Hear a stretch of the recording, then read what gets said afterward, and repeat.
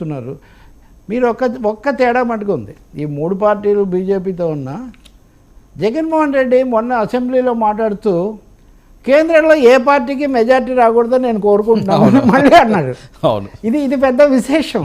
ఎందుకంటే ఏమైనా మళ్ళీ ప్రధానమంత్రిని చేయాలి, ఏమైనా మోడీ నాయకత్వం వర్ధిల్లాలి అని స్లోగన్స్ ఇస్తున్నప్పుడు అలా కాదు, మోదీకి మెజార్టీ రాకూడదు అని నేను కోరుకుంటున్నానని జగన్ చెప్తున్నారు. అందుకని ఆంధ్రప్రదేశ్ రాజకీయాలు మీరు అన్నట్టు చాలా విచిత్రమైన రీతిలో, అంటే ఇక్కడ రాష్ట్రంలో బలహీనంగా ఉన్న బీజేపీ బలంగా ఉన్న పార్టీలను నాయకులను తన చుట్టూ తిప్పుకుంటూ ఉంది, రాష్ట్రాన్నేమో తొక్కుకుంటూ ఉంది. ఎందుకంటే నిన్ననే ప్రత్యేక హోదా మీద ఢిల్లీలో పెద్ద ఇది కూడా జరిగింది, ఒక సభ, అందరు కూడా మాట్లాడారు. మనం అనుకున్న జేడీ లక్ష్మణ, కమ్యూనిస్ట్ నాయకులు, సీతారాం యేచూరి, ప్రజా సంఘాలు అందరూ కూడా. కాబట్టి అది లేదే వీళ్ళ ఎజెండాలు ఎక్కడ, ఎన్డీఏ ఎక్కడ లేదే. అదే ఆశ్చర్యకరం, అదే కొంచెం ఆందోళనకరం. అంటే ఒక విషయం, పవన్ కళ్యాణ్ గారికి సంబంధించి ఆయన ఢిల్లీ వెళ్ళడానికి కూడా కారణం, పవన్ కళ్యాణ్ గారు ఏదో పార్లమెంట్కి కాకినాడ వెళ్ళే అవకాశం కూడా ఉంది. అలాగే ఒకవేళ మోదీ కానీ మళ్ళీ ఒకవేళ గెలిస్తే, ఆయన 3వ సారి కూడా గెలిస్తే ఆయన క్యాబినెట్లో కూడా ఆయన స్థానం ఉండే అవకాశం ఉంటుంది. ఓకే, రాష్ట్ర ప్రయోజనాల కోసమని పవన్ కళ్యాణ్ గారు మరీ మాట్లాడుతున్నారు. కాబట్టి ఆ సముచిత స్థానంగా నీవు ఇస్తే అది కూడా ప్లస్ అయ్యే ఛాన్స్ ఉంటుంది అని చెప్పి చాలామంది దగ్గర వాయిస్ వినిపించే పరిస్థితి. ఎందుకంటే ఈసారి ఎలాగైనా ఈయన అసెంబ్లీలోకి వెళ్ళినప్పటికీ కూడా ఏమిస్తారో తెలియని పరిస్థితి. ఓకే, ఒక మినిస్టర్ స్థాయిలో పవన్ కళ్యాణ్ అందరిలాగా ఉండే మనిషి కాదేమో అని చెప్పి ఆ వర్గాలే కొంతమంది మాట్లాడే పరిస్థితి. అంతకంటా మంచిది ఆయనకి ఎందుకు రాకూడదు, వచ్చే ఛాన్స్ ఉంది, అది రాజ్యసభ అన్న అవ్వచ్చు, లేకపోతే సెంట్రల్ మినిస్టర్ అన్న అవ్వచ్చు అండి. ఈ అవకాశం ఉంటుందండి. దీన్ని బట్టి 2 విషయాలు మనకు స్పష్టమవుతాయి. ఒకటి, పవన్కు సగం కాలం ముఖ్యమంత్రి పదవి ఇవ్వండి, సమాన స్థాయి ఇవ్వండి నిన్న అన్నది అసలు అజెండాలో లేదు. అవును, అంటే ఉప ముఖ్యమంత్రి పదవి ఇవ్వడానికి కూడా టీడీపీ సిద్ధంగా లేదు, కనీసం అలాంటి సంకేతాలు కూడా రాలేదు. 3వది, మామూలు మంత్రిగా రాష్ట్రంలో ఉండే కంటే కేంద్ర మంత్రిగా ఉండటం బెటర్ కదా రాష్ట్ర మంత్రిగా కంటే అనే ఆలోచన జనసేన చేసుండొచ్చు. పవన్ కళ్యాణ్ రాజ్యసభకు తెలుగుదేశం పంపిస్తున్నప్పుడే వెళ్ళుంటే పోయేది, అనవసరంగా నేనని అన్నీ కొద్దిగా గొప్ప అప్పుడప్పుడు ఆలోచించిన క్షణాలు కొన్ని ఉన్నాయి.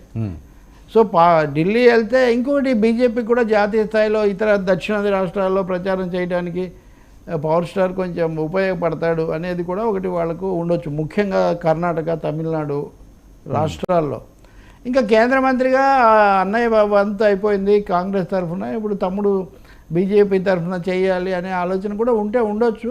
ఇవన్నీ ఓవరాల్గా ఎన్డీఏ పర్ఫార్మెన్స్, భాగస్వాములకు ఎవరెవరు ఎలా వస్తాయి, ఆ ఒత్తిళ్ళు ఇవి ఎలా ఉంటాయి అన్న దాని మీద ఆధారపడి ఉంటుంది. అదేమీ it's not a bad idea. అదేమంతా నేను చూశాను 99లో కూడా ఆ విధమైన వార్తలు. కానీ పవన్ కళ్యాణ్కి అందులో ఒక సమస్య ఉంటుంది, అదేంటంటే ఆయన పార్టీ ఇంకా ఆవిర్భవిస్తున్న ఎమర్జింగ్ పార్టీ. తను పూర్తిగా తనకున్న పరిమితమైన సమయంలో సినిమాలు ఇవన్నీ చూసుకుంటూ ఢిల్లీలో తను ఉంటే రాష్ట్రంలో తన గ్రిప్పు, ఇక్కడేమో బీజేపీ, టీడీపీ వాళ్ళ ఇవన్నిటి మధ్యలో ఎలా ఉంటుందని he may take some more time to think of the matter.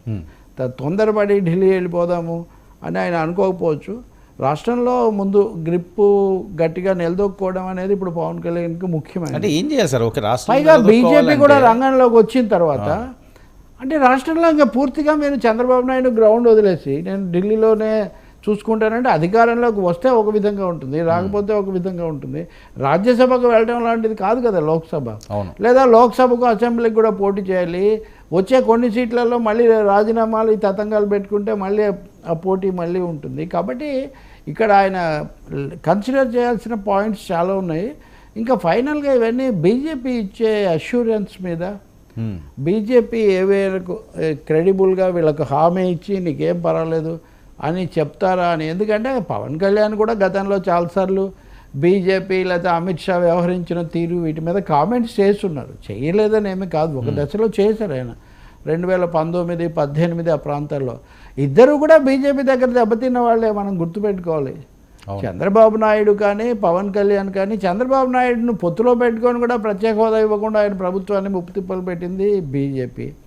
అసలు ఒక్క సీటు అడగకుండా ప్రచారం